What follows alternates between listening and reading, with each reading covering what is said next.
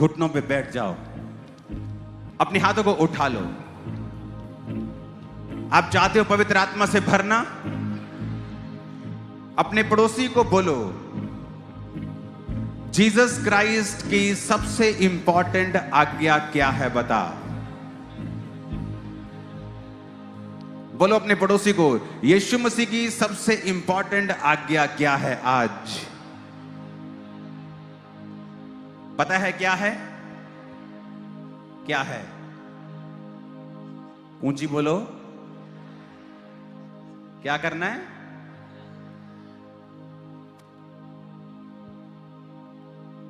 जब प्रभु यीशु मसीह मुर्दों में से जी उठे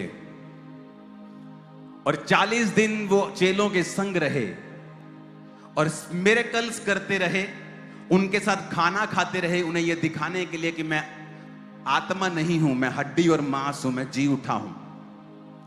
40 दिन प्रचार करने के बाद वो एक पहाड़ पे थे और उस पहाड़ पर परमेश्वर ने कहा, मत्ती 28 उसकी 19 और 20 आयत में उसने कहा, इसलिए तुम जाओ और सब जातियों के लोगों को चेला बनाओ, उन्हें सब बातें जो मैंने तुम्हें आज्ञा दी हैं मानना सिखाओ, और देखो मैं जगत के अंत तक तुम्हारे संग हूं।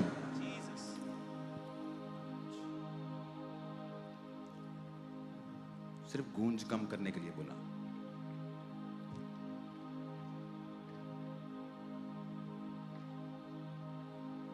अपने पड़ोसी को बोलो, परमेश्वर की आज्ञाओं को मानना है। फिर से पढ़ेंगे, मत्ती को उसने कहा, तुम जाओ और सब जातियों के लोगों को चेला बनाओ, सब बातें जो मैंने तुम्हें आज्ञा दी हैं मानना सिखाओ, और देखो मैं जगत के अंत तक तुम्हारे संग हूं। अगर आप अपनी लाइफ का बेस्ट वर्जन देखना चाहते हैं, आज एक बहन यहां बैठी है जो बोलती है और वो दुखी है और ये कह रही है परमेश्वर को, क्या यही लाइफ है? एक आदमी जो फाइनेंशियली पेन में है, कर्जों में है, बीमारियों में है, वाइफ बीमार है, बच्चे बीमार हैं, और वो कह रहा है क्या यही लाइफ है? एक यंग आदमी डिप्रेशन में है, नशों में है, और उसे लगता है क्या यही लाइफ है? नहीं, ये आपका बेस्ट वर्जन नहीं है। ये वो नहीं है जो परमेश्वर आपको देखना चाहता है।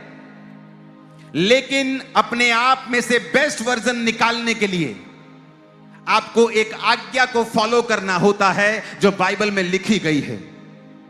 परमेश्वर की हर एक आज्ञा के साथ परमेश्वर की आशीष है।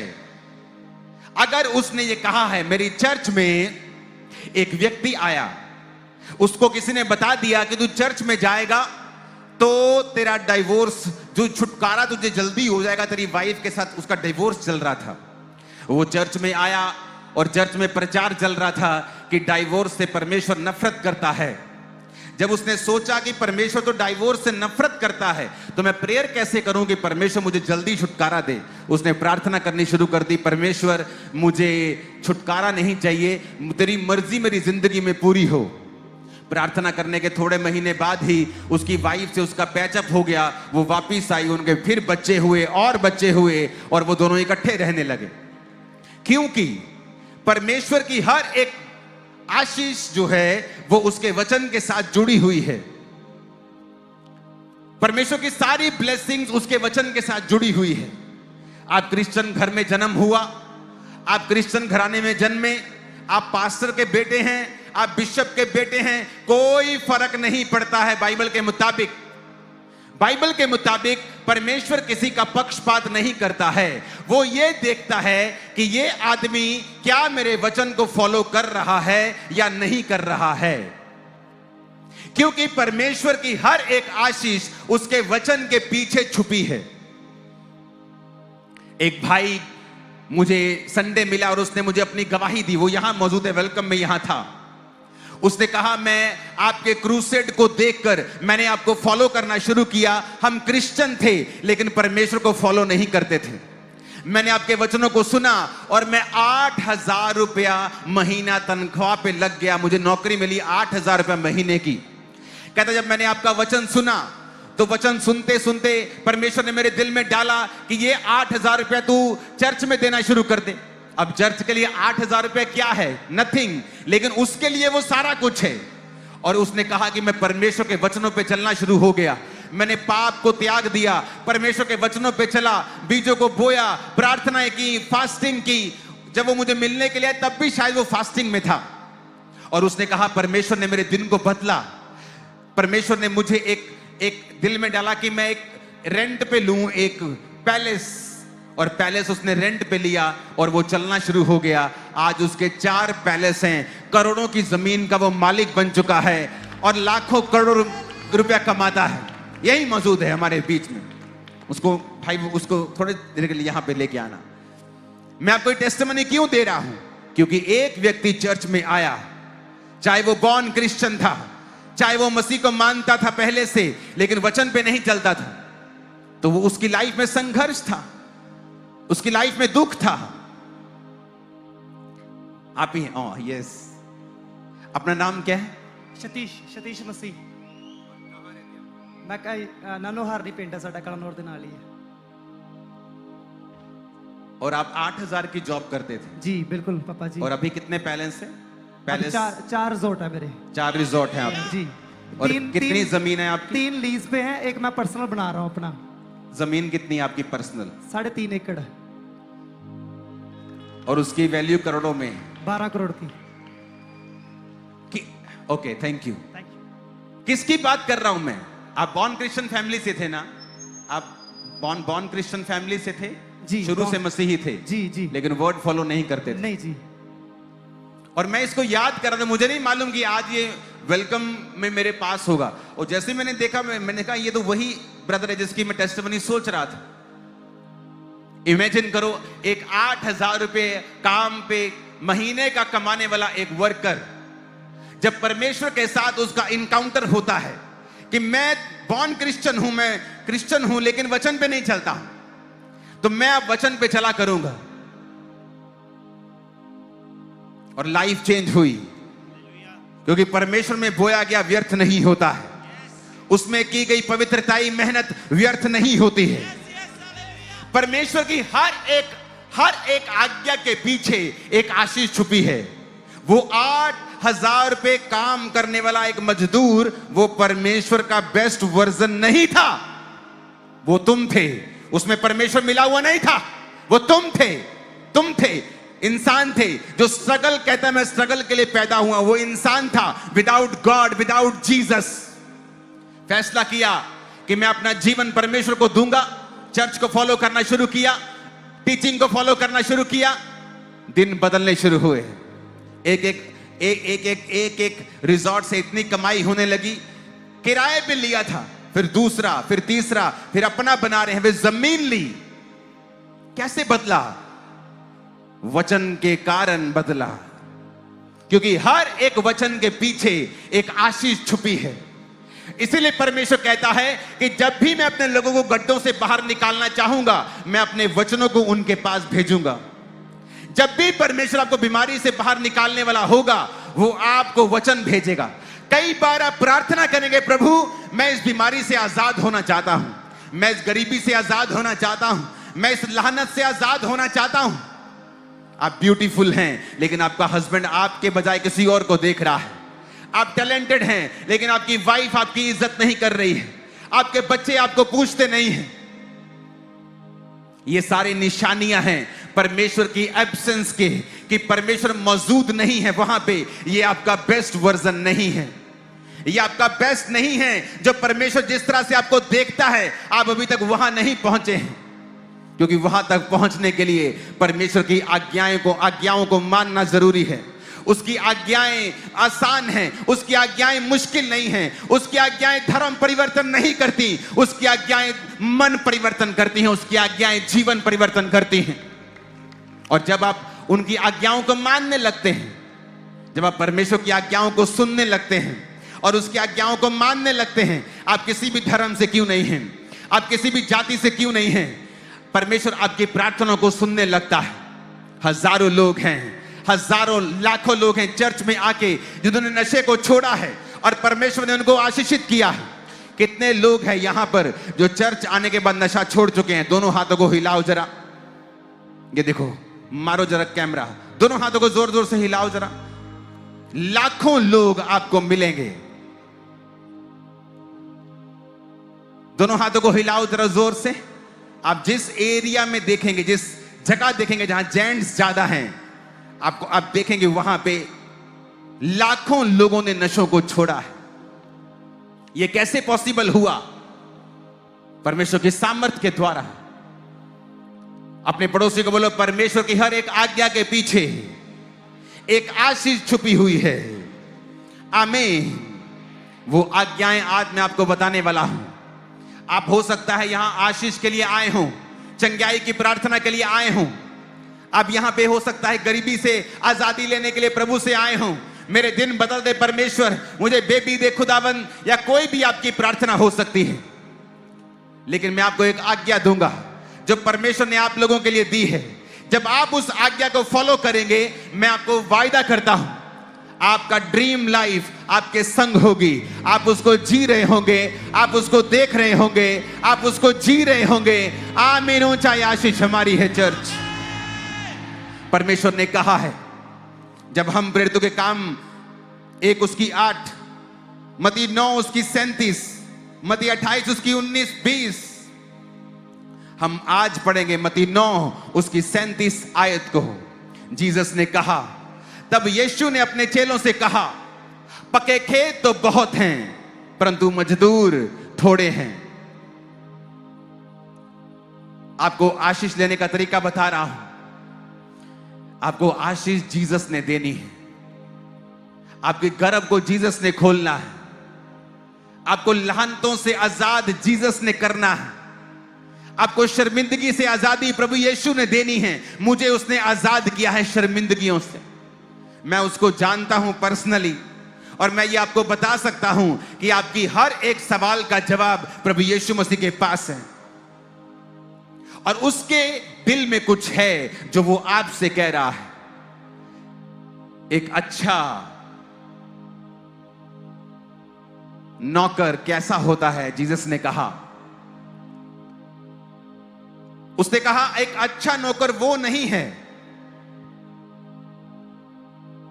कि जो उसका मालिक कहे वो वही करे। वो भी ठीक है, लेकिन जीसस ने कहा एक अच्छा नौकर वो है जो अपनी मालिक की बातों को समझकर वो भी करे जो मालिक ने नहीं कहा है। उसने कहा अगर मालिक ने तुझे खाना बनाने की ड्यूटी दी है, एक अच्छा नौकर वो है जो खाना खिलाते समय उसके पांव भी दबाए। मैं ये नौकरी की बात नहीं कर रहा हूं, मैं ये नौकर की बात नहीं कर रहा हूं, मैं एक एग्जाम्पल दे रहा हूं जो जीसस ने दी है। आज लोगों को नहीं पता है आशीष कहां है। परमेश्वर यीशु मसीह ने 2006 में, जब मैं मेंटली अपसेट के अटैक्स के नीचे, डिप्रेशन के नीचे था, प्रभु में आकर भी न्यूरोलॉजिस्ट के पास जाता था, वो दवाइयां देते थे, दवाइयां खाता था, दवाइयों से आराम नहीं आता था, दवाइयां खानी बंद कर दी थी, कोई इलाज नहीं हो रहा था। प्रभु यीशु मसीह ने मुझे एक बात बोली थी अपने दास के द्वारा कि जब तू लोगों के ऊपर प्रार्थना करेगा, जब लोग तेरी प्रार्थना से चंगे होंगे, जिस नल से पानी निकलेगा वो नल खुद भी सूखा नहीं रहेगा। तू जीसस की आज्ञाओं को मान और उसे फॉलो कर, यही विश्वास है। कैसे छूटी एक लड़की जो एक बंधुआ मजदूर थी नमान कोड़ी के घर में। नमान कोड़ी बाइबल कहती है बड़ा प्रतिष्ठित आदमी था, और उसने राजा को, जो सेनापति था वो, उस राजा का उसने बड़े युद्ध जिताए थे, और बड़े पैसे वाला, बड़ा इन्फ्लुएंशियल वो आदमी था। लिखा पर वो कोड़ी था। एक पर लगना आपकी सारी क्वालिफिकेशन को खत्म कर देता है।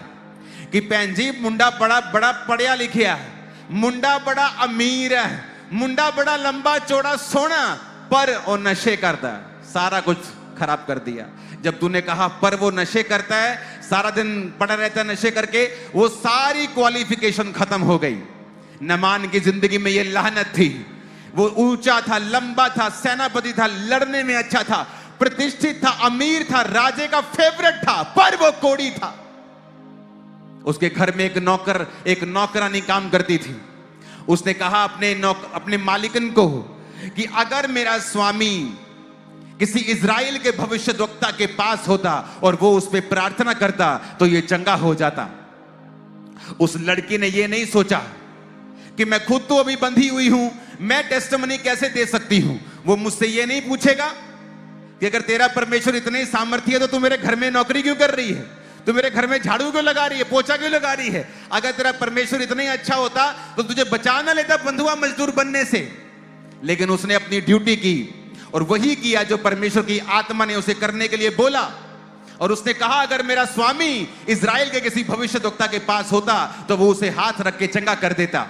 ये बात जब मालकिन को पता चली, उसने अपने पति को बताई, तो वचन कहता है वो गया और वहां पे जाके अलीशा के सामने खड़ा हो गया। और परमेश्वर ने वचन दिया, जा और यरदन नदी में 7 डुबकियां मार, तेरा कोढ़ ठीक हो जाएगा। वो नाराज हो गया, कहता इसको बाहर आके मेरे सिर पे ले हैंड करना चाहिए था, मेरी इज्जत नहीं की, मैं इतना बड़ा आदमी हूं। और वापिस चला गया। और जब वापिस जा रहा था उसके नौकर ने बोला, तेरे को इतना मुश्किल काम तो करने के लिए नहीं कहा है, 7 डुबकियां ही मारनी है, मार के देख लेते तेरा क्या जाता है। तू इतना धन दौलत लाखों करोड़ की ऑफरिंग लेके आया है, तेरी ऑफरिंग भी उसने कबूल नहीं की, उसको कोई लालच नहीं है, जा डुबकी मार तो ठीक हो जाएगा। 7 डुबकियां मारने के बाद वो अपनी लानत से आजाद हुआ, कोढ़ से आजाद हुआ और उसकी लिखा स्किन बच्चों के समान हो गई। आज आप नहीं जानते हैं आपका छुटकारा किस चीज में है। आपको ये नहीं देखना कि आपकी लाइफ में क्या चल रहा है, आपको ये देखना है कि मैं परमेश्वर की आज्ञाओं को मान रहा हूं या नहीं। अगर हम परमेश्वर के सच्चे भक्त हैं, अगर हम जीसस को प्यार करते हैं और ये जानते हैं कि जीसस के हार्ट में क्या है, जब आप यीशु मसीह के सामने जाते हैं तो आपको क्या लगता है कि वो आपके लिए क्या सोचता है, वो क्या चाहता है मेरे लिए, कि मैं उसके लिए क्या करूं। आपने कभी सोचा है, आपने कभी सोचा है कि आपने अच्छा नौकर, अच्छा बेटा बनने की कोशिश की है? नहीं। हम जब भी जीसस के सामने जाते हैं यही बोलते हैं, मुझे चंगा कर, मुझे आजाद कर, मुझे वीजा दे, मुझे लानत से आजाद कर, गरीबी से आजाद कर, हर तरह के दुख से आजाद कर। लेकिन कभी ये नहीं सोचते कि परमेश्वर के हार्ट में क्या है। आज मैं आपको एक उत्तम चीज बताता हूं, परमेश्वर के दिल में आपके लिए क्या है, वो क्या चाहता है। जीसस ने अपने दिल की बात बता क्या बोली चेलों को, मत्ती 9:37 फिर से पढ़ेंगे। उसने अपने चेलों से कहा, यीशु मसीह ने अपने चेलों से कहा, पके खेत तो बहुत हैं परंतु मजदूर थोड़े हैं। यानी परमेश्वर ने कहा बहुत से लोग बचाने वाले पड़े हैं जो मुझको नहीं जानते हैं, बहुत से लोग पिता को नहीं जानते हैं, लेकिन फसलें तो बहुत हैं लेकिन मजदूर थोड़े हैं।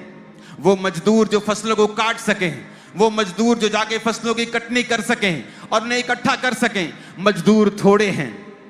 परमेश्वर ने एक वायदा किया था पुराने नियम में, उसने कहा जो मेरे याजक लोग होंगे मैं उन्हें उत्तम दाखरस दूंगा। 10 बेस्ट तेल लेके आना, 10 बेस्ट ऑफ द बेस्ट तेल में जो सबसे बेस्ट होगा वो मेरे याजक को जाएगा। वो प्रतिबिंब था, वो एक प्रतिबिंब था आने वाले समय का, नए नियम का, कि परमेश्वर ने कहा अगर तुम मेरे मजदूर बन जाओ, अगर तुम मेरा काम करने वाले बन जाओ तो मैं तुम्हें दुनिया की उत्तम से उत्तम आशीषों से भर दूंगा। जो तुम्हें चाहिए, जो तुम मांगते हो लेकिन पाते नहीं हो, जो तुम्हें चाहिए लेकिन तुम गवाचे हुए हो, तुम गुम चुके हो, तुम्हें पता नहीं वो चीजें लेनी कैसी हैं।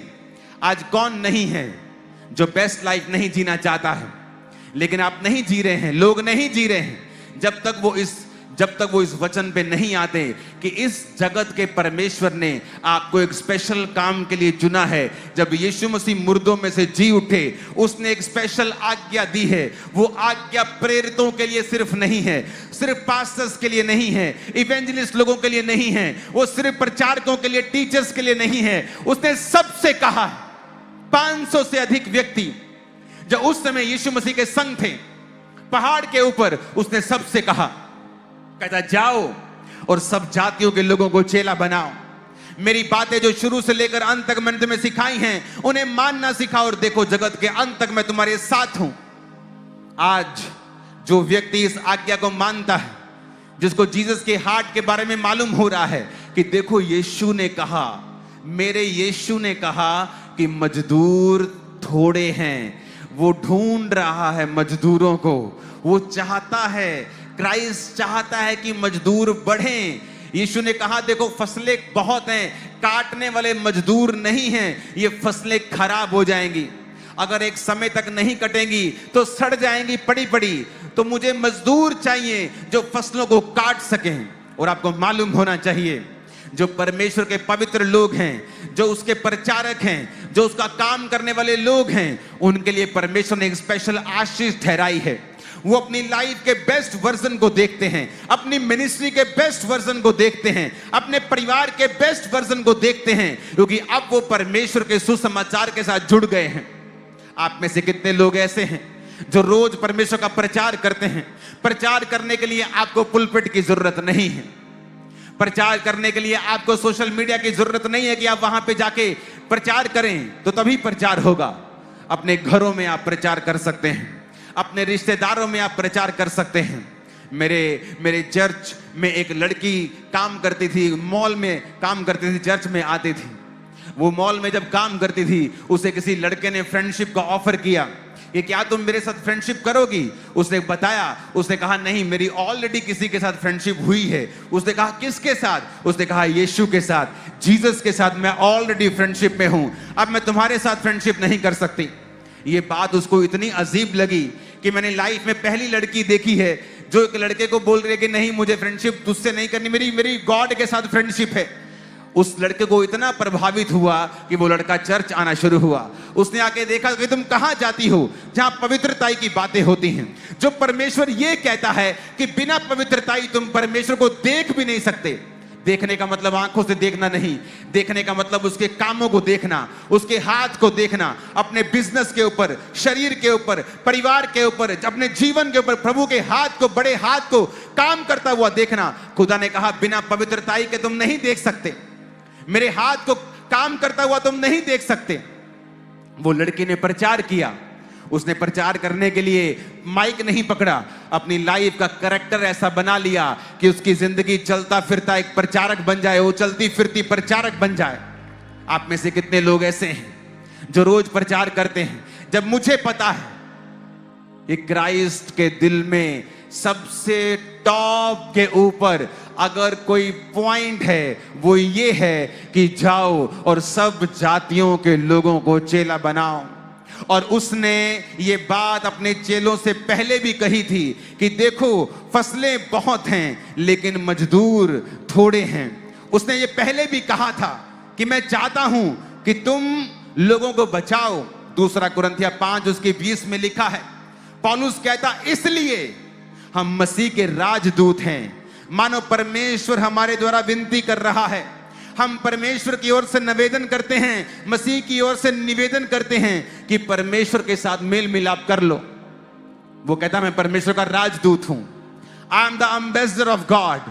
मैं परमेश्वर की ओर से लोगों को विनती करता हूं कि जाओ यीशु मसीह के द्वारा परमेश्वर से मेल मिलाप कर लो। मैं आपको बताना चाहता हूं, पंजाब में तो सब लोगों को पता होगा, यहां के लोग फॉरेन जाने के शौकीन हैं। जब आप दिल्ली में अमेरिकन एम्बेसी जाते हैं तो इंडिया का कोई भी पुलिस ऑफिसर, इंडिया का कोई भी लॉ वहां नहीं चलता है, क्योंकि वो American embassy is like a USA. वहां कोई भी लॉ के नीचे चीजें नहीं आती। अगर आप एम्बेसी के खिलाफ लड़ते हैं, अगर इंडियन एम्बेसी यूएसए में है, कोई एम्बेसी पे हमला करता है तो वो इंडिया पे हमला करने के बराबर है। जीसस ने सेम तुमको कहा है, कहता अगर तुम राजदूत बन जाओ, अगर तुम मेरे एम्बेसडर बन जाओ तो तुम्हारी सिरदर्दी मेरी सिरदर्दी है, तुम्हारी इज्जत मेरी इज्जत है, तुम्हारा परिवार मेरा परिवार है, तुम्हारी जरूरतें फिर मेरी जरूरतें हैं। तुम मेरे साथ जुड़ जाओगे और तुम्हारे साथ जो कुछ भी करेगा वो डायरेक्टली मेरे साथ करेगा। वो आपको कह रहा है कि मैं तेरी जिम्मेवारी संभाल लूंगा, मैं तेरे ऊपर अपना हाथ रखूंगा, मेरी कृपा तेरे ऊपर होगी क्योंकि तू मेरा राजदूत है। उसने चेलों से कहा मैं चाहता हूं कि तुम मेरे राजदूत बन जाओ। मजदूर थोड़े हैं, फसलें ज्यादा हैं, मुझे काटने वाले मजदूर चाहिए। आज जो कोई व्यक्ति इस बुलाहट को समझ रहा है, और चाहे आप बिजनेसमैन हो, चाहे आप जॉब करने के लिए बुलाए गए हो, हाउसवाइफ हो, वो आपका सेकेंडरी काम है। अगर आप अपनी पहली बुलाहट को आज से फॉलो करेंगे कि परमेश्वर का काम आज से मैं वायदा करता हूं कि मैं करूंगा। मैं जहां जाऊंगा, अपने वर्क प्लेस से लेके, अपने दोस्तों से लेके, अपने रिश्तेदारों तक, मैं वहां पे जीसस क्राइस्ट की रूहों को बचाने की कोशिश करूंगा। मैं वहां वहां जाकर परमेश्वर का प्रचार करूंगा। गली में रह के वो शाम को दोपहर को 2 घंटे चुगलियां करने से अच्छा ये है कि तुम जाओ और प्रचार करो। जब तुम प्रचार करोगे तुम मसीह के दूत बन जाओगे। जब तुम मसीह के एम्बेसडर बन जाओगे तो तुम्हारी जिम्मेवारियां फिर मसीह के ऊपर होंगी। अगर तुम बीमार होगे तो परमेश्वर तुम्हारी ओर देखेगा। उसने कहा है जब तुम मेरे नाम से मेरी महिमा के लिए पिता से मांगोगे तो पिता तुम्हें देगा। आज लोग रोते हैं, चिल्लाते हैं। हन्ना रोती थी, चिल्लाती थी, अपने पति को बोलती थी मेरे बच्चा क्यों नहीं होता। उसका पति पुराने नियम में 1 से ज्यादा पत्नियां होती, 2 पत्नियां थी उसकी। उसने कहा मेरी पहली पत्नी को बच्चे हैं, तुझे नहीं है। मैं क्या यहोवा हूं जो तेरी कोख को खोल दूं? तेरी कोख को यहोवा ने बंद करके रखा, मैं क्या कर सकता हूं? उसने कहा, वो रोती थी, हन्ना रोती थी क्योंकि उसकी सौतन उसको बांझ कहती थी, उसको चिढ़ाती थी। अपने बच्चों के संग खेलते खेलते उसको चुभवी बातें बोलती थी, उसके दिल को चुभती थी, उसके दिल को छलनी करती थी। बाइबल कहती है वो रोती थी, करलाती थी, अपने पति से लड़ती थी, खाना छोड़ देती थी, सारा सारा दिन कुड़ती रहती थी, रोती थी। क्या उसके कुड़ने से बच्चा हुआ? क्या पति के साथ लड़ने से बच्चा हुआ? क्या उसने खाना छोड़ दिया बच्चा हुआ? बहुत रोई दुखों के कारण, क्या फिर बच्चा हुआ? नहीं। उसने फैसला किया मैं परमेश्वर के साथ जुड़ूंगी। परमेश्वर के घर में गई, वहां पे जाके प्रार्थना करती है। उसके होंठ हिल रहे थे लेकिन शब्द सुनाई नहीं पड़ता था क्योंकि वो दुखी थी मन में। और उसने क्या कहा? उसने कहा प्रभु अगर तू मुझे संतान दे और बेटा दे, वो बेटा मैं तेरे भवन में वापिस कर दूंगी। यहां पर आ गई परमेश्वर की महिमा की बात कि एक व्यक्ति दुखी हो सकता है, लाचार हो सकता है, वो रोता है, चिल्लाता है, खाना नहीं खाता, वैद्यों के पास जाता है, सब करके देख लिया, कुछ हासिल नहीं हुआ। लेकिन फिर वो फैसला करता है मैं परमेश्वर की आज्ञाओं को मानूंगा। बाइबल में लिखा हुआ है अगर तुम परमेश्वर के लिए कुछ करोगे, मन्नत को मांगोगे, अगर तुम प्रार्थना करोगे, अगर अपना जीवन परमेश्वर की महिमा के लिए दे दोगे तो परमेश्वर तुम्हें ऊंचा करेगा। उसे मालूम थी ये बात क्योंकि परमेश्वर की हर एक आज्ञा के पीछे एक आशीष छुपी हुई है। वो गई और उसने कहा प्रभु अगर तू मुझे बेटा दे, तेरे भवन में वो बेटा वापस कर दूंगी, तेरा काम वो किया करेगा, तेरी सेवा वो किया करेगा। और क्या हुआ? 1 साल भी बीतने नहीं पाया था, उसके बेबी हुआ। वो रोई नहीं, लिखा उसके बाद वो कभी उदास नहीं रही। जब परमेश्वर के दास ने कहा था भवन में जा इजराइल का परमेश्वर यहोवा तुझे मन चाहा वर दे, फिर वो कभी उदास नहीं हुई, पति से कभी नहीं लड़ी, सौतन के चिढ़ाने से कभी दुखी नहीं हुई। उसको पता था उसने परमेश्वर की महिमा के लिए कुछ मांगा है, अब पिता उसे देगा। आप दुखी हो चुके हैं, अपने बिजनेस को करते करते कमेटियां डाल के उठा के आप दुखी हो गए हैं, कर्जों से दुखी हो गए हैं, फाइनेंशियल हालत से दुखी हो गए हैं। और दुखी होने से आप नहीं छूटेंगे। वो दुखी होना, वो आंसू बहाना आपको छुड़ाएगा नहीं। आप उस सिचुएशन में 10 साल रह सकते हैं, 20 साल रह सकते हैं, प्रभु को कंप्लेंट कर सकते हैं, जबकि वो ऑलरेडी वचन में लिख चुका है कि निकलना कैसे है उस प्रॉब्लम से। हन्ना को मालूम था अब मुझे खुदा की महिमा के लिए कुछ मांगना है। क्या आपने कुछ किया है आज तक खुदा की महिमा के लिए? आप क्रिश्चियन हैं, बाप क्रिश्चियन, मां क्रिश्चियन, दादा क्रिश्चियन। चलो बताओ इस 2026 में कितने लोग चर्च में आपकी वजह से गए हैं? चलो बताओ कितने रिश्तेदार जो मसीह को नहीं जानते आपने उन्हें मसीह में लेके आए हैं? चलो ये बताओ आपके कितने दोस्त जो अन्य जातियों में से हैं वो चर्च में गए हैं? चलो ये बताओ आप जिस बॉस के पास काम करते हैं या जो स्टाफ आपके नीचे काम करता है उसमें से कितनों ने यीशु मसीह के वचन को माना है आपके कारण? नहीं। क्यों? क्योंकि हमारी जिंदगी परमेश्वर की महिमा के ऊपर आधारित नहीं है।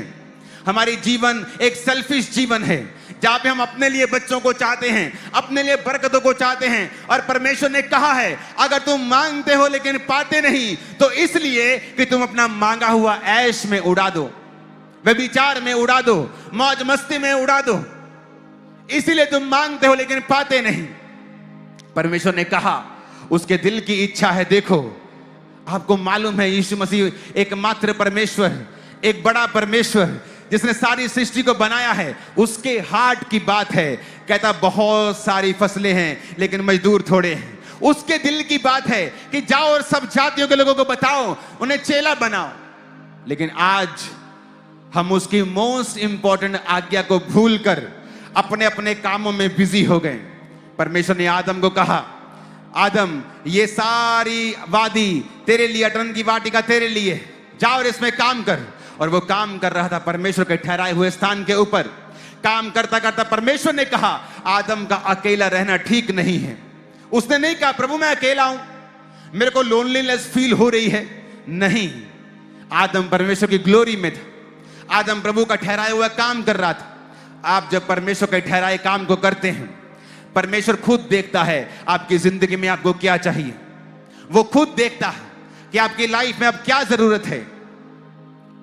मैं चाहता था कि मैं मैरिज लेट करूं, बहुत बात करूं, शायद ना करूं, लेकिन परमेश्वर ने मेरे काम को देखते थे प्रोफेसी मेरे को दी थी 2014 की 13 के एंड में कि तू मैरिड होगा, बहुत जल्द लड़की को ढूंढना शुरू कर। 14 में मैंने ये बात करनी शुरू की और 17 जनवरी को मैं एंगेज हो चुका था। परमेश्वर जानता है आपको क्या चाहिए, कब देगा वो, जब आप मशरूफ होंगे, बिजी होंगे परमेश्वर के ठहराए हुए कामों को करने के लिए। आप दुखी हैं क्योंकि आपको अच्छा रिश्ता नहीं मिल रहा, लेकिन आप इसलिए दुखी नहीं हैं कि आपके मोहल्ले के लोग बचाए नहीं जा रहे हैं। बहुत से आपके दोस्त, बहुत सी आपकी सहेलियां, मेरे बहनों की अभी तक मसीह में नहीं हैं। उस बात के लिए आप दुखी नहीं हैं, पर आप इस बात के लिए दुखी हैं कि आपका रिश्ता आपको नहीं मिल रहा है। जब आप उस बात के लिए दुखी होंगे जिस बात के लिए परमेश्वर दुखी है, तो वो आपके सुखों का ध्यान रखेगा। वो आपका बेस्ट वर्जन आपके बीच में से निकाल कर देगा। आज मैं हैरान होता हूं कि आप ये सोच सकते हैं कि एक 8,000 कमाने वाला व्यक्ति आपको आके ऑफिस में बोले कि उसने 12 करोड़ की जमीन ली है। और मैं कोई पुरानी पीढ़ी की बात नहीं कर रहा हूं, मैं 10 साल की सिर्फ बात कर रहा हूं। 10 साल में टर्न अराउंड हुआ, और टर्न अराउंड होना उस 2-3 साल की शुरुआत में ही जब फॉलो करना शुरू हो गया था, और वो बढ़ता गया और वो बढ़ता गया।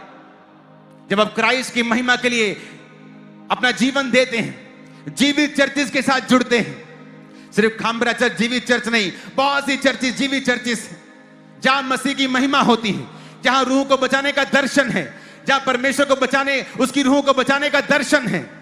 जब आप उन सभाओं में जाते हैं, आप उन चर्चिस में जाते हैं, आपका पास्टर चाहे आपको मिले चाहे ना मिले, आप कोई बाबा लाइन में थोड़ी होगा, वो बाबा से मिलना ही मिलना है। आप परमेश्वर के वचन को सुनने के लिए आए हो, आप मुझे देखने थोड़ी आए हो। मैं वचन को सुनाने के लिए आपको यहां आया हूं। जब आप जीवित चर्चों में जुड़ते हैं, परमेश्वर आपको ध्यान से देखता है। आपकी लाइफ में सारी चीजें होनी शुरू हो जाती हैं, क्योंकि आप जीवित चर्च में हैं, जहां पर रूहें बचाने का काम हो रहा है। आप पैसा नहीं है, डोंट वरी। जिस दर्शन में चर्च आपकी चल रही है, उस दर्शन के लिए आप प्रार्थना करने शुरू करते हैं। जिस चर्च में हमारा करोड़ों का खर्चा है, वहां वो 8,000 रुपए महीने का क्या कर लेता? कुछ नहीं कर सकता।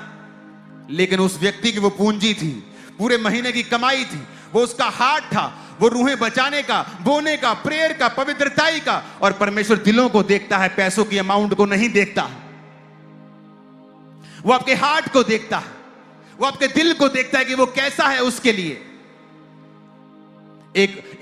एक विधवा जिसने 1 रुपए वो अधेले के बराबर, दमड़ियों के बराबर, कोड़ी के बराबर डाल दिया था। धनवानों ने हजारों डाला, लेकिन परमेश्वर ने कहा जो इस विधवा ने डाला वो कहीं ज्यादा है। बाकियों ने बढ़ती में से डाला है, इसने अपनी घटती में से डाला है। वो हार्ट देखता है आज भी, दिल देखता है आज भी, कि आपके दिल सुसमाचार के साथ जुड़े हुए हैं या नहीं। लेकिन अगर हमारे दिल इस परमेश्वर की सबसे बड़ी आज्ञा के साथ जुड़े हुए नहीं हैं, हमारा जीवन इस आज्ञा के ऊपर बना हुआ नहीं है, आप सब पास्टर नहीं बन सकते। आप में से डॉक्टर्स हैं, अगर आप सब पास्टर बन जाएंगे, डॉक्टर्स को कौन बचाएगा? नर्सों को कौन बचाएगा? साइंटिस्ट को कौन बचाएगा? आप में से लोग साइंटिस्ट। आज अफ्रीका में बड़े देश, बहुत से देश के प्रेसिडेंट्स ने पास्टरों से बपतिस्मा लिया है। कोई पास्टर कैंसर मेडिसिन के साइंटिस्ट हैं, अगर कोई साइंटिस्ट उनको यीशु के बारे में बताता ही नहीं, तो वो साइंटिस्ट तो कैंसर मेडिसिन को खोज कोई करता रहता, उनको कौन बताता? डॉक्टर्स को कौन बताता? साइंटिस्ट को कौन बताता? आज मोस्टली लोग जब स्पेस का गेड़ा लगा के आते हैं, मोस्टली क्रिश्चियन बन जाते हैं। जाओ देखो उनकी थ्योरी को, उनको कौन बचाएगा? इसलिए परमेश्वर ने हर वर्ग में से, हर जाति में से लोगों को चुना है। उसने हाउस वाइफ्स को चुना है जो अपने जैसी हाउस वाइफ्स के साथ वचन को शेयर कर सकें। अगर हमारे जीवन, याद रखना आज मेरी बात को, अगर हमारे जीवन इस आज्ञा के ऊपर बने हुए नहीं हैं, आप कोई भी हो सकते हैं, आप परमेश्वर की बेस्ट वर्जन को नहीं देखेंगे, आप बेस्ट लाइफ नहीं जी पाएंगे, क्योंकि आप परमेश्वर के हार्ट की जो बेस्ट डिजायर है, आप उसके अंडर नहीं हैं। आप सेल्फिश जीवन जी रहे हैं। जिसको अच्छी चर्च इसलिए जाना है कि वो हील हो सके, आपको हील भी कर देगा परमेश्वर, क्योंकि ये उसका नेचर है। आज आप यहां बीमार आए हैं, आप चंगे हो जाएंगे, ये उसका नेचर है। लेकिन क्या वो आपसे खुश है? क्या वो आपके साथ आनंदित है? क्या वो आपको अपने फेवरेट बेटी और फेवरेट बेटे के रूप में देखता है या नहीं देखता है? क्या आप अपनी लाइफ का बेस्ट वर्जन जी पाएंगे या नहीं? बात ये इस चीज की है। और परमेश्वर ने कहा, अगर तुम उसके प्रचारक हो, तुम जहां भी हो, क्या तुम लोगों को मानना सिखा रहे हो? क्या लोगों को आज्ञाएं मानना सिखा रहे हो? क्या लोगों को चेला बना रहे हो? तुम्हें बाइबल की फुल नॉलेज नहीं चाहिए। आप हैरान हो जाएंगे, आप हैरान हो जाएंगे जिस दिन मुझे परमेश्वर के बारे में मालूम हुआ। और मैं अभी तक पापी था, बचा नहीं था, बपतिस्मा नहीं लिया था, जस्ट यीशु मसीह के बारे में सुना था, और मैं शराब पीने वाला व्यक्ति था। और मैं शराब पीते पीते अपने दोस्तों के साथ यीशु मसीह की बातें शेयर करता था कि मेरे को चर्च वाले मिले थे, ऐसा बता रहे थे, मुझे ऐसा कह रहे थे। और परमेश्वर ने मेरे जीवन पे कृपा की, और 2 महीने के अंदर अंदर मेरे नशे खत्म हो गए, और मैंने बपतिस्मा ले लिया उसी साल 2004 में, और उसके बाद कभी नशों को हाथ नहीं लगाया। लेकिन मैं ये बात जानता था शुरू से, ये परमेश्वर का हार्ट है, उसकी गॉस्पल को शेयर करना। मैंने हर व्यक्ति के साथ गॉस्पल शेयर की है। जब मैं बिजनेसमैन था और हमारा होलसेल का बिजनेस होता था, तो मैं गाड़ी पे रोज सुबह अलग अलग एरिया में, यहाँ इस एरिया में भी हम आते थे, पठानकोट एरिया में मैं आता था, पंजाब में काफी एरिया में हम जाते थे अलग अलग दिनों में। तो दुकानदारों को स्पेशल जब वो बोलते चाय पी ले, जूस पी ले, मैं बोलता मेरा रोजा है, मेरी फास्टिंग है, उनको सुसमाचार में देता था कि क्यों मैंने फास्टिंग रखी है, क्यों मैंने रोजा रखा है, कौन है प्रभु यीशु मसीह जिसने मुझे नशों से आजाद किया। अब मैं पूरी बीमारियों से आजाद नहीं हुआ था, जिस चीज से आजाद हुआ था उसी की गवाही मैंने देनी शुरू कर दी थी। शायद इसीलिए परमेश्वर ने मुझे आशीषित किया, इसलिए आज शायद इंडिया की सबसे बड़ी चर्च के साथ मुझे ब्लेस किया, क्योंकि मैंने गॉस्पल को शेयर किया है हर एक बंदे के साथ, बिजनेसमैन के साथ, रिश्तेदारों के साथ, अमीर के साथ, गरीब के साथ, इन्फ्लुएंस आदमी के साथ। मैंने कभी नहीं देखा कि ये आदमी बहुत इन्फ्लुएंशियल है, मुझे यहां जीसस की बात नहीं करनी। मैंने हर जगह परमेश्वर की बात की है, हर जगह मैंने परमेश्वर के नाम को ऊंचा किया। और यही परमेश्वर का हार्ट था कि बहुत सी फसलें हैं लेकिन मजदूर थोड़े हैं। क्या आप जीसस क्राइस्ट की बात करते हैं? क्या आपकी लाइफ का मकसद है कि मेरा फलाना रिश्तेदार परमेश्वर को नहीं जानता, मैं उसको वचन बताता हूं? आपको लगता है कि जो व्यक्ति परमेश्वर में नहीं आएगा, ये सबसे बड़ा नशेड़ी है, सबसे बड़ा पापी है, वो जल्दी गिरता है, वो जल्दी गिरता है। बड़े पेड़ आंधी तूफानों में जल्दी गिर जाते। मैंने देखा है बड़े बड़े पापियों को सरेंडर करते हुए, बड़े बड़े पापियों को परमेश्वर में आते हुए, जब आप गॉस्पल शेयर करते हैं, क्योंकि आज हर एक आदमी टूटा हुआ है अंदर से। जो परमेश्वर जिसकी लाइफ में नहीं है, एक वैक्यूम उसके अंदर है, एक खालीपन उसके अंदर है, एक ऐसे जीवन से वो गुजर रहा है कि बाहर से वो अच्छा लगता है। कितने सेलिब्रिटी ने इस हफ्ते सुसाइड किया होगा मुंबई में, बड़े बड़े बॉलीवुड के सेलिब्रिटी, वो नहीं कि कामयाबी नहीं मिली, कामयाब व्यक्ति कामयाब होकर सुसाइड कर रहे हैं, क्योंकि ये सांसारिक सफलता आपको खुशी नहीं दे सकती। अगर दे सकती होती तो वो सुसाइड कभी नहीं करते। इसीलिए हमें यह बात समझनी है कि क्या हम फैसला करना है कि जीसस क्राइस्ट की सबसे बड़ी आज्ञा के नीचे हैं या नहीं। किसी भी चर्च के हो सकते हैं, डिनोमिनेशन के हो सकते हैं, मुझे कोई मतलब नहीं, हम सब भाई हैं। लेकिन क्या हम इस आज्ञा के नीचे हैं? क्या हमारा जीवन इस आज्ञा के नीचे है? क्या हमारा चर्च इस आज्ञा के नीचे है? क्या मेरा पड़ोसी, मेरे आसपास रहने वाले क्रिश्चियन क्या इस आज्ञा के नीचे हैं या नहीं? क्या हम सब अपनी अपनी डफली और अपना अपना राग गा रहे हैं? और ये एक रुकावट है। इस रुकावट परमेश्वर के काम करने की रुकावट। वो काम नहीं कर पा रहा आपकी लाइफ में क्योंकि आप उसकी आज्ञाओं को पूरा नहीं कर रहे हैं। और जब उसकी आज्ञा पूरी होती है, वहां पर परमेश्वर का आत्मा कार्य करता है। एक वचन को मैं पढ़ूंगा। परमेश्वर कहता है, 2 कुरिन्थियों 6 अध्याय, हम जो परमेश्वर के सहकर्मी हैं ये भी समझाते हैं कि उसका अनुग्रह जो तुम पर हुआ उसे व्यर्थ ना जाने दो। अगर तुम कहता मसीह में हो, मसीह में आ गए हो, कहता इसे व्यर्थ मत जाने दो। इसे मत छोटी बात मत समझो। अगर तुमने मसीह घराने में जन्म लिया है, हमसे पूछो जो दूसरों घरानों से आए हैं कि मसीह की वैल्यू क्या है। काश हमें जल्दी पता चल गया होता।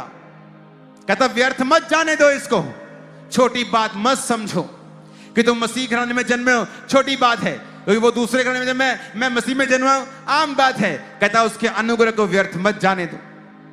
हालेलुया। 7 बार ऊंची आवाज में हालेलुया बोलो।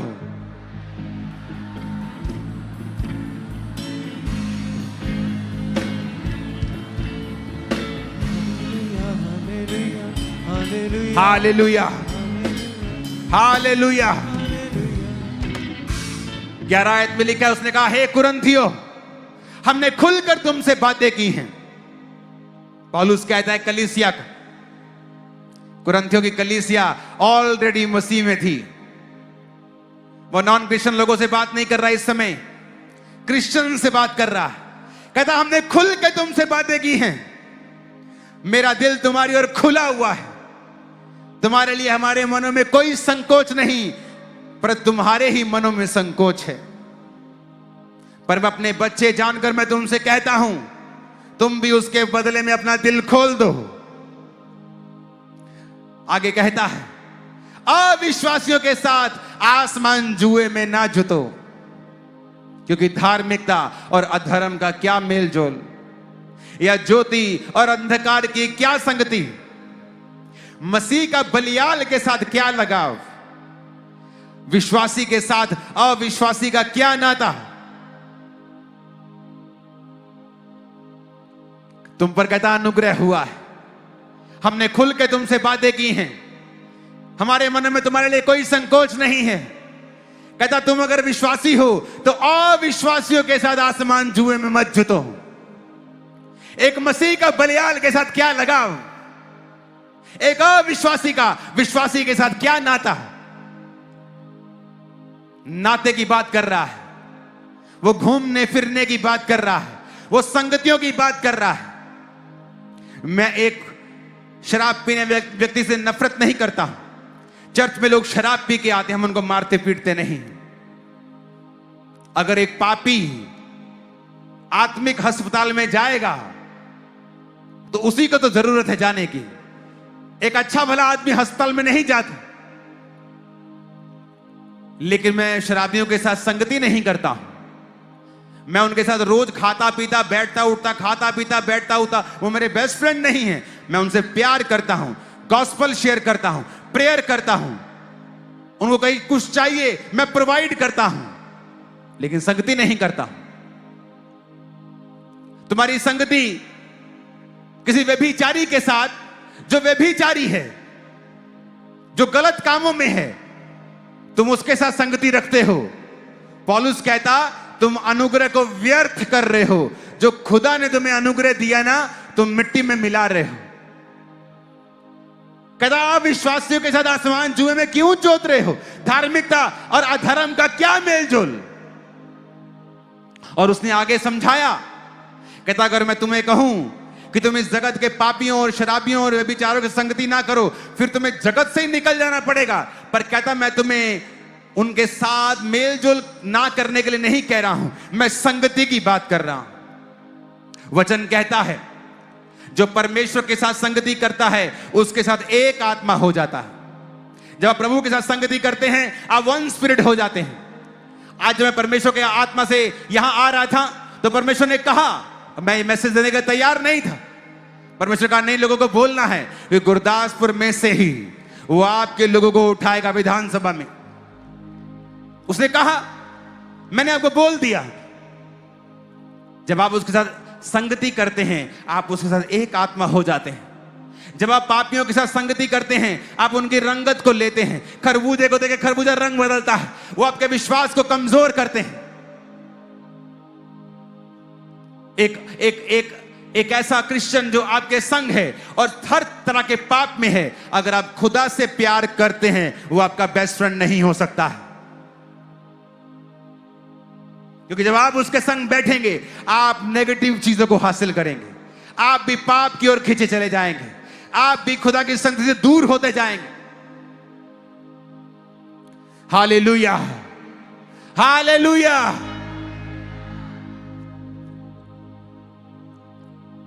आमीन, आमीन। आप गलत औरतों को प्रचार कर सकते हैं, सेक्स वर्कर्स को प्रचार कर सकते हैं, संगति नहीं कर सकते हैं। आप उन्हें निकालने के लिए उनकी हेल्प कर सकते हैं, फाइनेंशियली, इमोशनली आप उनको प्रे कर सकते हैं उनके लिए, लेकिन संगति नहीं कर सकते हैं। उसने कहा उन लोगों के बीच में से अलग हो जाओ। उसने कहा मैं उनमें बसूंगा और उनमें चला फिरा करूंगा और उनका परमेश्वर होऊंगा और वे मेरे लोग होंगे। इसलिए प्रभु कहता है उनके बीच में से निकलो और अलग रहो, अशुद्ध वस्तुओं को मत छुओ तो मैं तुम्हें ग्रहण करूंगा। क्या बोलता वो? कहता उनके बीच में से निकलो और अलग रहो और मैं तुम्हारा पिता हूंगा, तुम मेरे बेटे और बेटियां होंगे। यह सर्वशक्तिमान प्रभु का वचन है। कि हम परमेश्वर के वचन को मानना चाहते हैं तो कहता उनसे अलग रहो, मेरा प्रचार करो। फसलें हैं तैयार, जाओ काटो, मेरे मजदूर बन जाओ, मेरे राजदूत बन जाओ। जाओ और सब जातियों को चेला बनाओ और मेरी आज्ञाओं को मानना सिखाओ। और देखो तुम्हारा बेस्ट वर्जन तुम्हारे बीच से मैं निकाल दूंगा। आज जो इस वर्ड को फॉलो कर रहा है, अगले 7 साल में लोग आपको पहचानेंगे नहीं जहां आप होंगे। Too great, impossible to achieve for normal human being. आप वहां जा रहे, जो इम्पॉसिबल होगा आम व्यक्ति के लिए वहां जाना, अगले 7 साल आप वहां जाएंगे। आमीन खड़कने वाला चाहिए शैतान के कानों। हम तो बॉर्डर के इतना करीब है कि पाकिस्तान में आमीन चला जाएगा आपका आज। Hallelujah, hallelujah. आपने देखना है, कहता उस अनुग्रह को व्यर्थ मत जाने दो। पढ़ो फिर से।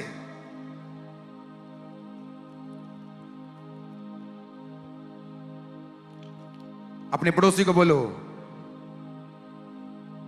अपना हृदय खोल दे। परमेश्वर का दिल तेरे लिए खुला है, तू अपना दिल भी परमेश्वर के लिए खोल दे। आमीन। हम जो परमेश्वर के सहकर्मी हैं ये समझाते हैं कि उसका अनुग्रह जो तुम पर हुआ है उसे व्यर्थ ना जाने दो। अगर मसीह को समझ लिया है, जान लिया है, मसीह घराने में जन्म ले लिया है, उसके अनुग्रह को कहता व्यर्थ मत जाने दो। उसको समझो, उसने तुम्हें एक बड़ा काम करने के लिए चुना है। तुम्हारा बेस्ट वर्जन तुम्हारे बीच में से निकलेगा। अगर वो एक व्यक्ति को ब्लेस कर सकता है, एक व्यक्ति को फाइनेंशियली आशीषित कर सकता है, एक व्यक्ति को वो बेबी दे सकता है, एक को कैंसर से आजाद कर सकता है, जब वो परमेश्वर के वचन को फॉलो कर रहा है तो वो सबको कर सकता है। वो किसी का पक्षपात नहीं करता है। लेकिन आपको यह देखना है कि क्या आप परमेश्वर के वचन को फॉलो कर रहे हैं या नहीं कर रहे हैं। एंड के दिन में हिसाब होगा। वो ये नहीं पूछेगा तुमने कितनी गाड़ियां ली, कितने एकड़ जमीन ली, वो ये पूछेगा तुमने कितनी रूहों को बचाया है। बाइबल के मुताबिक आप बड़े हैरान होंगे, और इस बात को मैं सेमिनार में समझाने वाला हूं जो पास्टर सेमिनार होने वाला है, कि बाइबल के मुताबिक ग्रेटेस्ट मैन ऑफ गॉड कौन है, जिनकी सबसे बड़ी चर्च है। क्या वो? बाइबल इसको नहीं बताती। बाइबल बताती है जिसने सबसे ज्यादा परमेश्वर के लिए सहा है। पौलुस कहता है धैर्य में, दुर्नाम में, सुनाम में, उपवास में, जागते रहने में, उघाड़े रहने में, रोने में, प्रार्थना करने में, मेहनत करने में मैंने लोगों की अगुवाई की है। मेरी चर्च को सताया गया बिना किसी कारण, और आज भी सताया जाता है बिना किसी कारण। यही हमारी क्वालिफिकेशन, यही एक प्रूफ है कि परमेश्वर का आत्मा इस चर्च में काम करता है। यही एक प्रूफ है कि परमेश्वर हमसे खुश है और शैतान का किंगडम खत्म हो रहा है। शैतान को तकलीफ हो रही है, शैतान को दिक्कत हो रही है।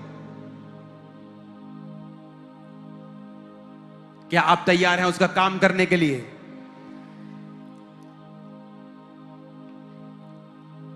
पौलुस कहता है 4 आयत में, परंतु हर बात में परमेश्वर के सेवकों के समान अपने सद्गुणों को प्रकट करते हैं। धैर्य में, कलेशों से, दरिद्रता से, संकट से, कोड़े खाने, कैद होने, हुल्लड़, परिश्रम, जागते, उपवास करते, पवित्रता से, ज्ञान से, धीरज से, कृपालुता से, पवित्र आत्मा से। पढ़ते जाओ इसको मैं सेमिनार में बताने वाला हूं कि परमेश्वर आपको किस दृष्टि से देखता है। हम मूर्ख होंगे अगर हमें यह पता है कि क्राइस्ट के दिल की बात है, ये उसका फेवरेट पार्ट है, ये उसकी सबसे बड़ी इच्छा है कि लोग बचाए जाएं, कि लोग चेले बने, लोग पापों को त्याग दे, नशों को त्याग कर उसको फॉलो करें, पिता से मेल मिलाप कर ले, पापों को छोड़ दे। और अगर मैं इस प्लान का हिस्सा नहीं हूं तो मैं बेस्ट वर्जन में नहीं हूं। आपको इनवाइट कपड़ों की भी जरूरत नहीं है प्रीच करने के लिए। आप जहां जा सकते हैं प्रीच कर सकते हैं। वो गली के नुक्कड़ में बैठकर 2 घंटे चुगलियां करने से अच्छा है कि 2 रूहें बचा लो। हिजकिय्याह नबी जब बीमार हुआ, परमेश्वर ने कहा जिसको जो आज्ञा देनी है दे दे, तू मरने वाला है। वो दीवार के और मुंह फेर के प्रभु से प्रार्थना करता है, प्रभु देख मैं तेरे साथ वफादार रहा हूं। जब आपकी जिंदगी में मुसीबत आती है, आपका पास्ट निर्धारित करता है कि आप कहां जाएंगे। एक फैक्ट्री में, एक कंपनी में 2 काम करने वाले व्यक्ति, कई बार आप देखोगे पुलिस डिपार्टमेंट में 2 पुलिस ऑफिसर सेम गलती करते हैं, लेकिन एक को सजा ज्यादा मिलती है और एक को माफ कर दिया जाता है, और दोनों की सेम मिस्टेक है। एक कंपनी में 2 वर्कर काम करते, दोनों की मिस्टेक सेम है, एक को माफ कर दिया जाता है, एक को सजा दी जाती है। क्यों? क्योंकि जिसको माफ कर दिया गया उसका पास्ट रिकॉर्ड अच्छा था, उससे गलती से गलती हो गई। और दूसरा तो सीरियस ऑफेंडर था, जानबूझ के गलतियां करने वाला, और उसको सजा मिली। आपका पास्ट क्या है? जब आप पे मुसीबत आती है, प्रभु को आप बोलते हैं, परमेश्वर देख मैंने तेरी रूहों को बचाया है, मैंने लोगों को तेरा प्रचार किया है, लोग आज मेरी वजह से परमेश्वर में हैं, मेरी प्रार्थना को सुन। तो परमेश्वर सुनेगा आपकी प्रार्थना को। क्या बताओगे परमेश्वर? कितनी सिगरेट पी है, कितनी शराब की बोतलें खोली हैं, कितनी लड़कियों के साथ सोया हूं, क्या ये बताओगे परमेश्वर को? कितने पैसों में परमेश्वर को बेचा है, कितने ले हैंड के पैसे लिए हैं, कितने लोगों को लूटा है परमेश्वर के नाम पर, क्या ये बताओगे परमेश्वर को? अगर तुम्हारे पास ये बताने को यही है, जब तुम पे मुसीबत आएगी परमेश्वर तुम्हारी सुनेगा नहीं, और उस मुसीबत में तुम सालों साल फंसे रहोगे। हिजकिय्याह नबी जब परमेश्वर के सामने गया और दीवार की ओर मुंह फेर के प्रार्थना की, परमेश्वर ने कहा मैंने तेरी प्रार्थना देखी है, सुनी है, तेरे आंसू देखे हैं। वो आंसू वो शारीरिक आंसू नहीं थे, वो सच के आंसू थे, जो उसके पीछे एक रियल वर्डिंग थी, एक रियल प्रेयर थी, जो तथ्यों के आधारित थी कि मैंने तेरे काम किए हैं, मैं वफादारी के साथ तेरे साथ चला हूं, कि प्रभु मैंने तेरी रूहों को बचाया है, मैं चर्च में लोगों को लेके गया हूं, लोगों ने मेरी वजह से बपतिस्मा लिया है, मेरे बेटे को बचा, मेरी बेटी को बचा, मेरे पति को बचा, मेरी पत्नी को बचा। और वो आपकी प्रेयर को सुनता है जब आप उसके वचनों के ऊपर चले हुए होते हैं। तो आज मेरी प्रार्थना है, आप लोगों से विनती है, हाथ जोड़कर गुरदासपुर के लोगों से अपना जीवन परमेश्वर के लिए देकर सुसमाचार के लिए समर्पित कर दो। आप हाउसवाइफ हो चलेगा, वर्कर हो चलेगा, बॉस हो चलेगा, आप जो भी हो, पास्टर हो, इवेंजलिस्ट हो, अपना जीवन सुसमाचार के लिए समर्पित कर दो। जाओ और घर घर लोगों को बताओ कि यीशु मसीह धर्म परिवर्तन करने नहीं आए। जो आप सुनते हो मीडिया से वो झूठ है। अगर वो धर्म परिवर्तन करने आता तो पहले मुझे बोलता अपना नाम बदल, फिर मैं तुम्हें चंगा करूंगा, अपना नाम चेंज कर, फिर मैं तुम्हें हील करूंगा। उसने ऐसा कभी नहीं कहा। जब मुझे बाइबल दी गई तो बोला गया था जिस दिन ईसाई धर्म नाम का शब्द इसमें मिलेगा, बाइबल पढ़नी बंद कर देना। मैं कंप्यूटर इंजीनियर हूं, पढ़ा लिखा हूं। 2004 में भी मेरे घर में इंटरनेट था, जब 1% लोगों के पास भी इंटरनेट नहीं होता था। मैंने यीशु मसीह के वचनों को पढ़ा है, वो असली है, वो जीवित है, आज भी काम करता है, वो आपकी लाइफ में काम करेगा। जितने लोग आज अपना जीवन परमेश्वर को दे देंगे और कहेंगे प्रभु मैं जहां भी हूं, जिस हालत में हूं, चाहे उस कोड़ी के घर में काम करने वाली लड़की के मुताबिक हूं, चाहे मैं किसी राजा के घर में हूं, चाहे मैं खुद एक राजा हूं, मैं तेरा काम करूंगा, तेरा सुसमाचार सब पे शेयर किया करूंगा। क्योंकि जब आप सुसमाचार शेयर करते हैं तो परमेश्वर कहता है उनके बीच में से निकलो, अशुद्ध वस्तुओं को मत छुओ, अपनी जिंदगी को पवित्रताई में चलाओ। फिर आप सोचते हैं कि नहीं, मैं एक सुसमाचार प्रचारक हूं परमेश्वर का, मैं ये पाप में नहीं जाऊंगा, मैं ये शराब नहीं पीऊंगा, मैं गवाही दे चुका हूं शराब की, अब मैं इस पाप में दोबारा नहीं जाऊंगा। क्योंकि जब आप गॉस्पल में काम करते हैं, गॉस्पल के लिए काम करते हैं, आप खुद भी बचे रहते हैं। आप जानते हैं शैतान के खिलाफ प्रीच करना, पाप के खिलाफ प्रीच करना आपको खुद को ताकत देता है उस पाप से आजाद रहने की। यह सीक्रेट है। जब आप प्रीच करते हैं, परमेश्वर की लाइफ में काम करते हैं, वो इनडायरेक्टली आप प्रभु को यह कह रहे हैं कि मेरा मुक्तिदाता तू है, मेरा रिस्पॉन्सिबल अब तू है। और जब परमेश्वर आपका रिस्पॉन्सिबिलिटी उठाए, कोई दुनिया की ताकत लग जाए, 100 लोग लग जाएं, आपको 1 इंच भी आपको नीचे नहीं कर पाएंगे। वो 1 इंच नीचे करने की कोशिश करेंगे, आप 100 फुट ऊपर चले जाओगे। आप तैयार हो गया? आप जिस भी चर्च के हो, आप सुसमाचार में होने चाहिए, सुसमाचार बांटने वाले होने चाहिए। अपनी फेसबुक के जरिए, सिर्फ फेसबुक के जरिए नहीं, अपने फोन के जरिए, सिर्फ फोन के जरिए नहीं, जाते हुए, आते हुए, खाते हुए, पीते हुए, बैठते हुए, सब जगह के ऊपर। मैं इटली में था और मीटिंग खत्म करने के बाद हम एक रेस्टोरेंट में थे। वहां पे जैसे हम रोटी खाते, वो लोग पिज्जा खाते हैं। पिज्जा उनके लिए स्टेपल फूड है, रोटी।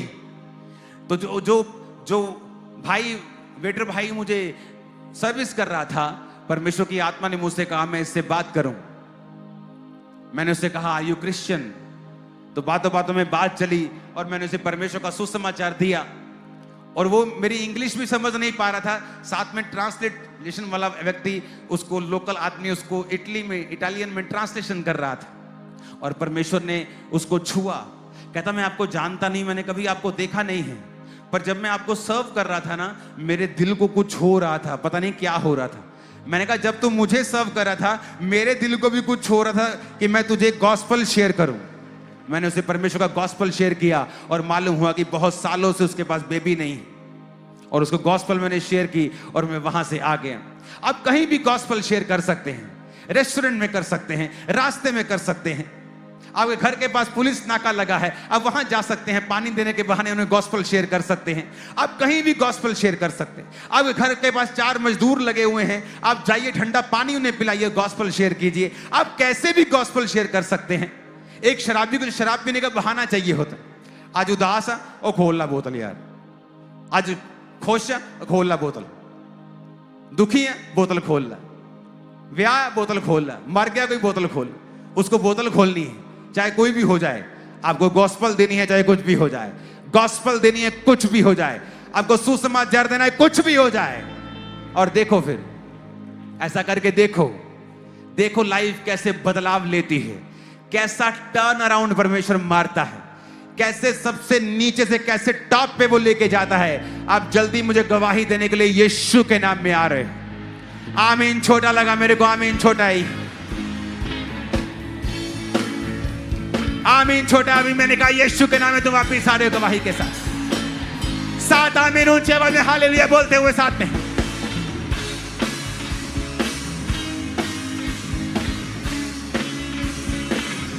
Hallelujah, hallelujah, hallelujah, hallelujah, hallelujah.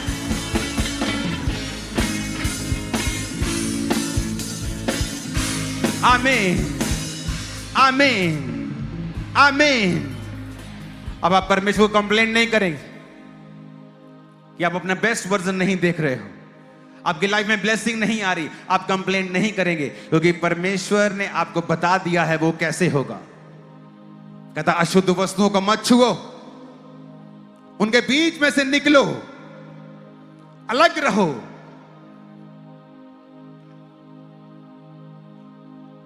मेरा बेस्ट फ्रेंड मेरे मसीह में आने से कुछ देर पहले मेरी जिंदगी से अलग हो गया। वो भी दुखी था, मैं भी दुखी था, और कारण बहुत छोटा सा, और मुझे मालूम नहीं था ऐसा क्यों हो रहा है मेरे साथ। जब मैं मसीह में आया, मैं आपको आज बता रहा हूं, अगर मैं उस दोस्त का दोस्त होता, मैं मसीह से बैकस्लाइड हो जाता। अगर वो मुझे एक बार कह देता कि अंकुर चर्च नहीं जाना आपा, मैं बोलता ठीक है। हम वो दोस्त थे जो एक दूसरे के लिए मरने मारने को तैयार होते थे। अगर किसी ने कुछ कह दिया किसी दोस्त को, किसी दूसरे आदमी ने, तो उसको चाहे पीटना पड़े कोई प्रॉब्लम नहीं, पर दोस्त को खुश रखना है। दोस्त के साथ दोस्ती थी, मेरे जीवन से वो चला गया। मैं और मेरा भाई, हमने एक ही दिन बपतिस्मा लिया। मैं अपनी फैमिली के करीब नहीं था जितना मेरा भाई मेरी फैमिली से जुड़ा हुआ था। जब मेरी फैमिली ने हम दोनों को वापस बैकस्लाइड होने के लिए खींचा कि नशे कर लो, चर्च वापस नहीं जाना, मेरा भाई बैकस्लाइड हो गया और मैं नहीं हुआ। सुनो मेरी बात, कई बार परमेश्वर आपके जीवन में घटनाओं को करता है अपने मकसद के लिए।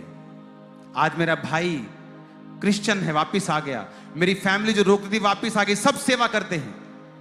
लेकिन बात सुनो मेरी, जो गवाही मैं आपको दे रहा हूं, परमेश्वर कहता है उनसे अलग रहो, क्योंकि जब तक आप अलगताई में नहीं जिएंगे, आप खुदा आपको बना नहीं पाएगा, आपका बेस्ट वर्जन निकाल नहीं पाएगा, आप सो डिस्ट्रैक्टेड रहेंगे। परमेश्वर ने कहा आदम के अंदर से मुझे बेस्ट औरत को निकालना है, तो लिखा वो आदम को डीप स्लीप में डालता है। क्यों? तो परमेश्वर को आदम को गहरी नींद में डालने की जरूरत क्या है? वो खुदा है, वो कहेगा आदम इधर आ, पसली को निकालेगा, मांस भरेगा, ले ले। पर लिखा उसने डीप स्लीप में डाला ताकि आदम डिस्ट्रैक्टेड ना हो। अगर आदम डिस्ट्रैक्टेड होगा, पूछने लगेगा ये क्यों हो रहा है, ये क्यों हो रहा है, ऐसे कैसे हो रहा है, परमेश्वर काम नहीं कर पाएगा। परमेश्वर का दूत कहता जकरिया तेरे घर में बच्चा होगा। कहता ये कैसे हो सकता है, मेरी पत्नी बांझ है, मैं बूढ़ा हूं। दूत को डर लग गया, उसे मालूम था कि ये अपने मुंह से अपनी प्रेगनेंसी खत्म कर लेगा। उसने कहा जब तक तेरे घर में बच्चा नहीं होगा तू गूंगा रहेगा। परमेश्वर ने सजा नहीं दी उसको, लोग बोलते सजा नहीं दी, उसको बचाया परमेश्वर ने कि अगर ये बोलते रहेगा मेरे हो नहीं सकता, मेरे हो नहीं सकता, कितना हो सकता, ऐदा कितना हो, मेरे हो ही नहीं सकता, मेरी वाइफ बहुत बुढ़ी, मैं बहुत बुढ़ा, हो ही नहीं सकता। दूत ने कहा इसको गूंगा कर दो कि जब इसके हो जाएगा, जब उसके हो गया तो लोग पूछने लगे उसके रिश्तेदार इसका नाम क्या रखना है।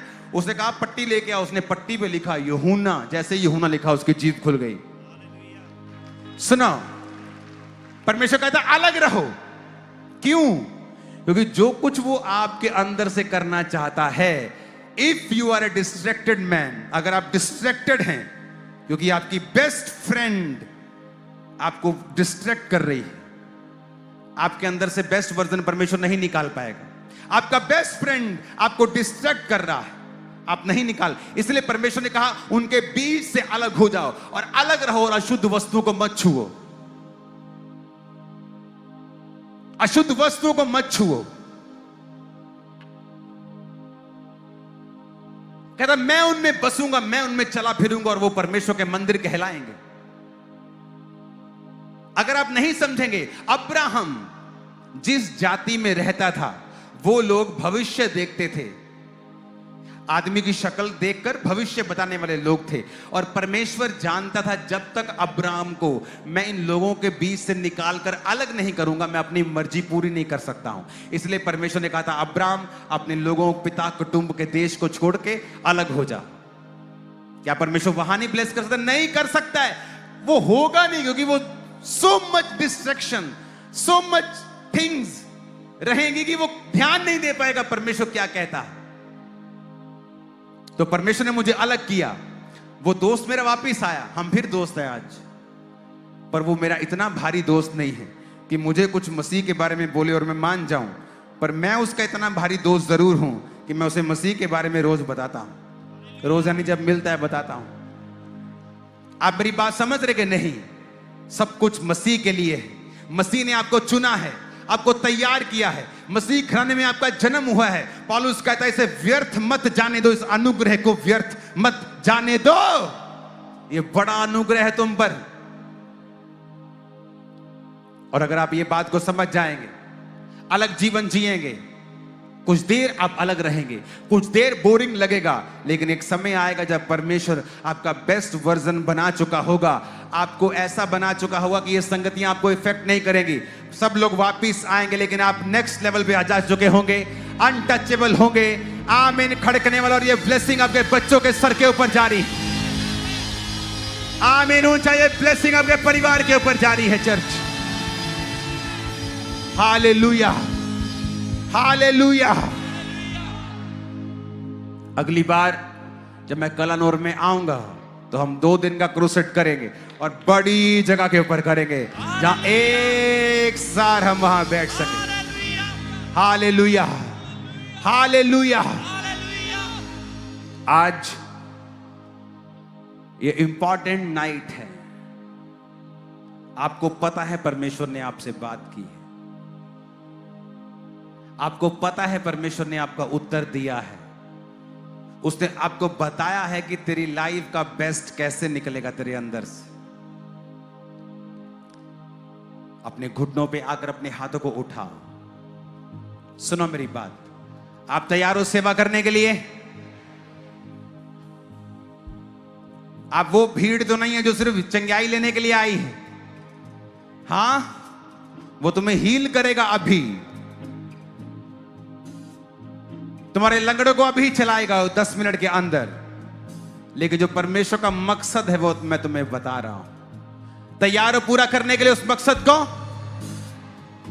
तैयार हो सेवा करने के लिए, सुसमाचार बांटने के लिए? जिस जिंदा चीज को मिलो उसे परमेश्वर के बारे में बताओ। अपने घुटनों पे आ जाओ। एक सॉन्ग हम गाएंगे, ओके? उस सॉन्ग के दौरान क्वायर आप तालियों के साथ वर्शिप करेंगे, आंखें बंद करके, और ये प्रेयर करेंगे कि परमेश्वर, पवित्र आत्मा की आंधी यहां पे आए और तेरे लोग होली स्पिरिट से भर के जाएं। यीशु ने कहा पवित्र आत्मा तुम पर आएगा तो तुम सामर्थ को पाओगे। तैयार हो सेवा करने के लिए? जितने लोग आज खुदा को अपना जीवन देना चाहते हैं या मान चुके हैं कि मैं प्रभु को अपना जीवन दूंगा, मैं आपके लिए पहले एक प्रेयर करूंगा और उसके बाद मैं प्रेयर करूंगा आपके पवित्र आत्मा की भरपूरी के लिए। और आज होली स्पिरिट आपको गैर भाषा देगा, अनॉइंटिंग देगा, चंगाई की सामर्थ देगा, भविष्यवाणी की सामर्थ देगा, वो आपको भरेगा। जो लोग आज इस वचन को सुन के जीसस को अपना जीवन देना चाहते हैं सेवा के लिए, अपना एक हाथ उठा लें और हम सब उनके लिए प्रार्थना करेंगे। कहेंगे, हे पिता परमेश्वर, आज मैं तौबा करता हूं, करती हूं, मैं पापी हूं, मैं तेरी सेवा से दूर रहा, तेरी सेवा से दूर रही। मैं तौबा करके फैसला करता हूं, आज से मैं सुसमाचार को शेयर करूंगा, अपना जीवन पवित्रताई में बिताऊंगा और तेरी सेवा करूंगा और तेरी सेवा करूंगी। मुझे अपना आत्मा दे, मुझे अपनी आत्मा से भर। आज से मेरी जिंदगी सेम ना हो,